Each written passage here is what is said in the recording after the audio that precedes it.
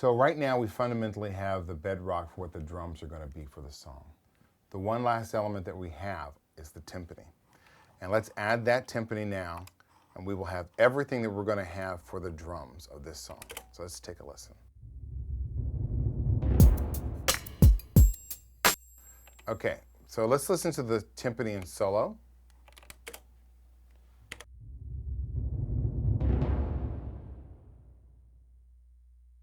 Okay, so for the timpani, I've got the timpani at -17, and I've got reverb on them. Here's what the sound sounds like without reverb.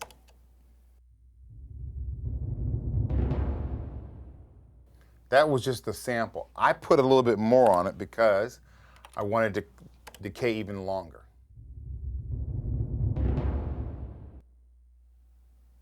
You can kind of hear it there in the background. Not a lot. I didn't want it to be swimming, but I wanted to at least give it a little bit more length on the reverb than what was on the initial sample that he had. And once again, that is going out bus 21 and 22 to our track master. And we've got aux 13 and 14 as our send. And over here we're using it, it's at -25. If we went too far, it would sound like this.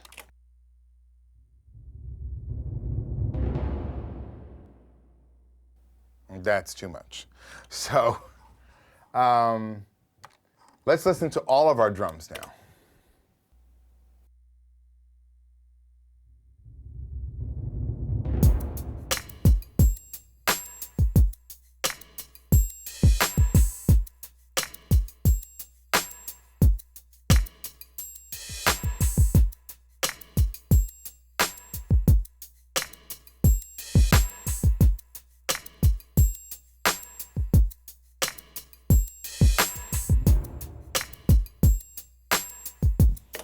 Okay, once again, none of the moves have happened inside Pro Tools yet. They're all static at their levels. We're not doing rides on any of the sections yet. But they have become this bedrock for us to start building our tonal commitment that we're going to do, our piano, our bass, and everything like that. So the next thing we've been adding to this is, or the next thing I approached when I started mixing this song, was I started adding piano. And the reason why is this. Shalea is fundamentally a piano vocalist. That's as simple as that. We're adding more elements into what she's doing, but that's fundamentally who she is. When you see her at her best sometimes, it's just when she's sitting down at a piano and vocal and she's playing. As she interprets the song, that's when you're getting the most emotion. And all we're doing is wrapping sounds or production around that fundamental piano and vocal. So fundamentally, piano and vocal, I like to make sure that two things. One, that I get the best piano sound I can. For this, we used Ivory by Synthogy. And I really like that library. I'm somewhat biased because I helped create the piano that we used in here, the Yamaha C7. And there are 3 pianos in this library that we could have used out of the, there are many pianos out of the Synthogy library, but 3 out of this particular library we could have used. For this piano, for this sound, the Yamaha worked best, the Yamaha C7. And we kept it virtual as long as we could, but when we got ready to commit, I ran out of my Pro Tools system, output 1 and 2, after she had played everything through Ivory. And then I ran it into the hammer, the A-Designs hammer, and then back into Pro Tools. Just a touch of analog to set it apart so it doesn't sound like everybody else's piano that comes out of Ivory. And that's a great reason to have a box like the hammer around because you can just every once in a while add something to it here or there. Now on this mix, I use the Renaissance compressor. And I've tracked it low enough so the threshold on this compressor is at -16. The ratio is at 2 to 1, and I've used a plugin preset, get to know your plugin presets, because the guys who've designed these plugins give you usually really good places to start learning your plugins. So if you go under the load, you'll see tons of plugin presets. In this case, I use the Master Opto Fat, which works really well, but then I brought down the threshold because I didn't record the piano super hot. So let's take a listen to the piano going. It's already made its round trip out of the hammer and back in, and we've re-recorded it.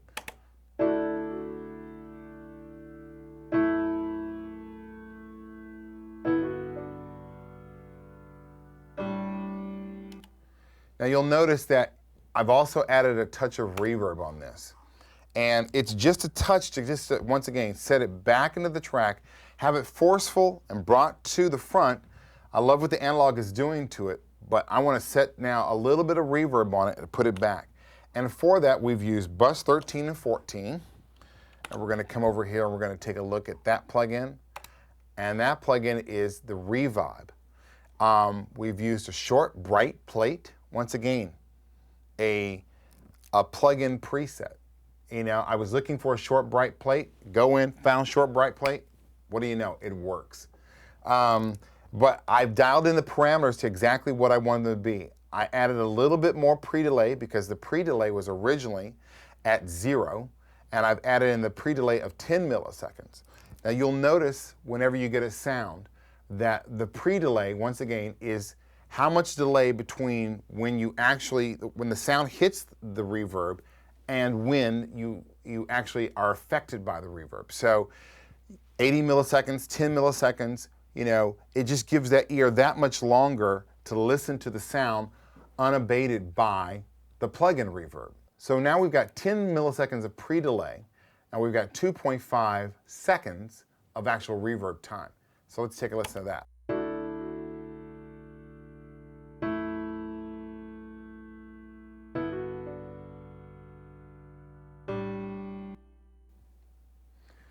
Yeah, the Revibe is really great, and if you can, vary your plugins a little bit so that you have the ability to have, you know, different flavors of plugins.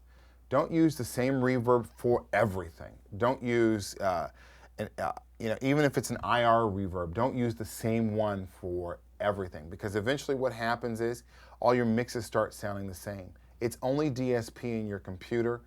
Go for it. What does it take? Just, you know, instantiate another plugin and get a different flavor instantly like that.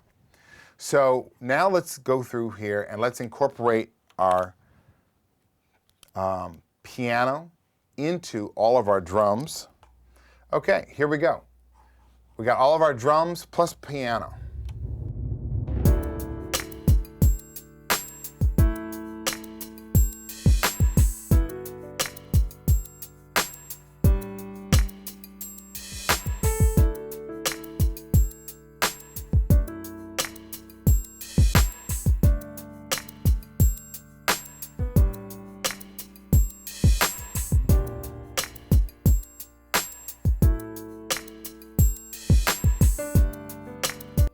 Okay, it's really critical to make sure that you realize that you've got control over what you are doing by the tonalities that you get out of your box.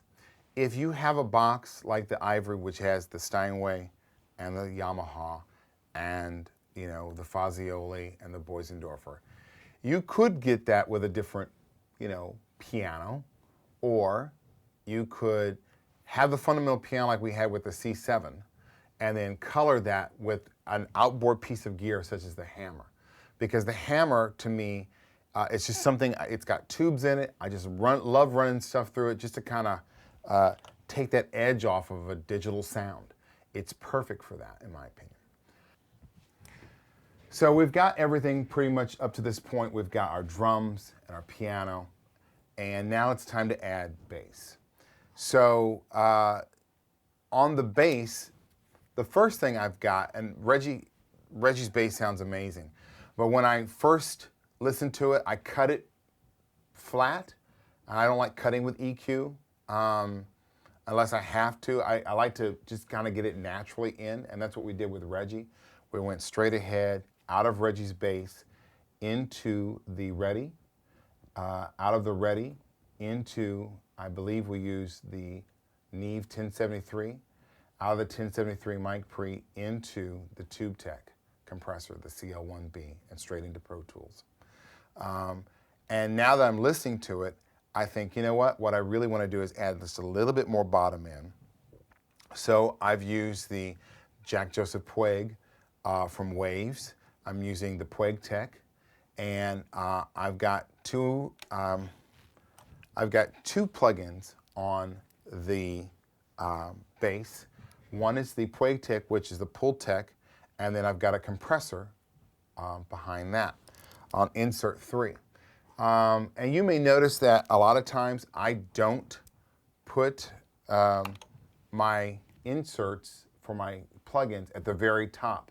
And that's because invariably I like to keep my very top as my last thought of what I may want to put in. And I start on the second row with my EQ and then compressor, because in the old days when they had analog consoles, it was typically EQ and then compressor.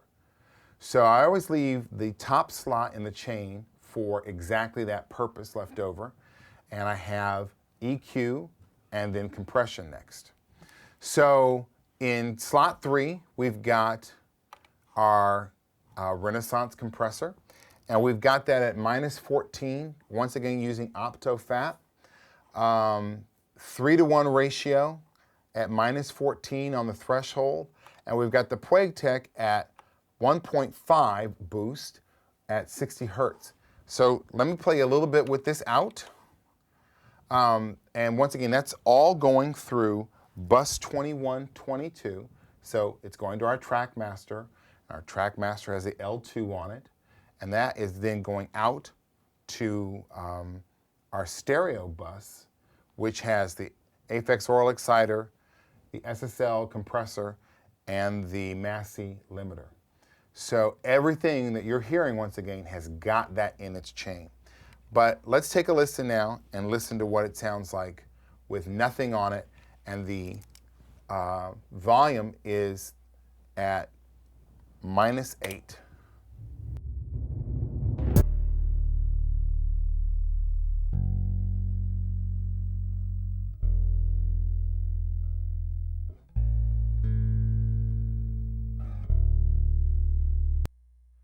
Okay, so now let's do the same thing, only let's put it in this time.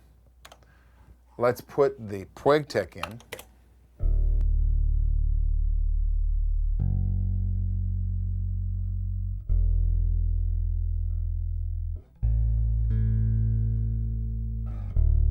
Okay, you'll notice it's just, once again, it's only adding about 1.5 boost down at the very bottom at 60.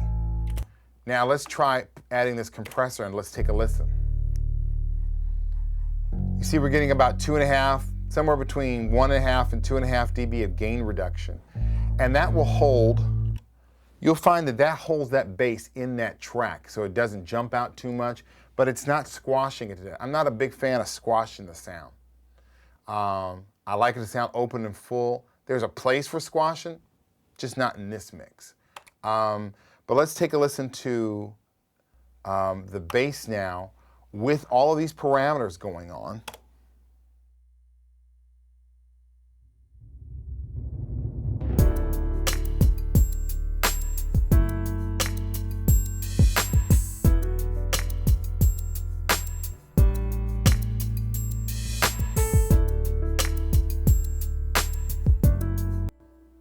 Okay, so you've got, you know, your bass is going out to your TrackMaster. The TrackMaster is then going into, it's got an L2 on it.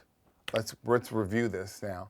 So we've got our TrackMaster. The TrackMaster is set to -1. So everything is now going through whatever we're doing on the individual tracks to the TrackMaster, which is at -1. And then that is going out to, once again, the stereo bus with all of its plugins on it. And then that's going to the Tone Lux, and we're all summing through the Tone Lux at the same time. So, you know, once again, your chain helps you make your decisions. If you listen to it and it's like, it sounds too tubby. You know, if I'd had the hammer going through because it has tubes, it may, for arm B, it may have been too round on the bass and it didn't speak it well enough. That's the key here, is to listen through whatever chain you're going to put in so you can make sure those decisions are being made correctly instead of trying to guess later on and you have no idea why things got away from you. You know, you start putting chains on at the end and it's like, okay, well, running through this and then running through that. If it doesn't sound right as you're going along, make those decisions now instead of waiting to the end and going, well, we'll put everything on at the end with a 2-bus compressor and a limiter and all this other stuff. It will completely change your mix if you're doing it that way. Okay, let's go to a new sound, shall we?